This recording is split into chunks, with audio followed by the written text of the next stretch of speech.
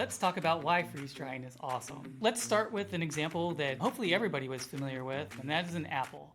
So let's compare a heat-dried apple chip. You can see it's brown, it's shriveled. And if you ate this, texture wouldn't be quite like an apple, taste wouldn't be quite like an apple. For comparison, let's look at a freeze-dried apple, and you can see it looks quite a bit more like an apple. It's retaining the color. You can see it was a green apple. And when you eat it, you'll notice the taste and texture, the flavor is going to taste pretty much exactly like a fresh apple. Now let's talk about daily elements ingredients and why we freeze-dry them. In front of me, I have all of our daily elements ingredients. We have pea shoots, red Russian kale, broccoli, and red cabbage. And then we have the fresh versus the freeze-dried. Looking at the direct comparison here between the freeze-dried and the fresh, we really maintain the colors. And this is a great indication that we have not destroyed the nutrition through our drying process. And you can remember back to the apple we looked at, and the freeze-dried apple was nice and white, and you could tell it was a green apple still. You can still see that the peas still look like peas, the kale still looks like kale, etc. But then the apple that was not freeze-dried, that was heat-dried, was brown. And none of these are brown. One of the benefits of freeze-drying that we've been talking about is it's a low heat drying process. And that really comes through in the flavor, because when you dry something in a higher heat, you can actually taste that heat when you're eating the product. I think that's why companies that don't freeze dry, they'll add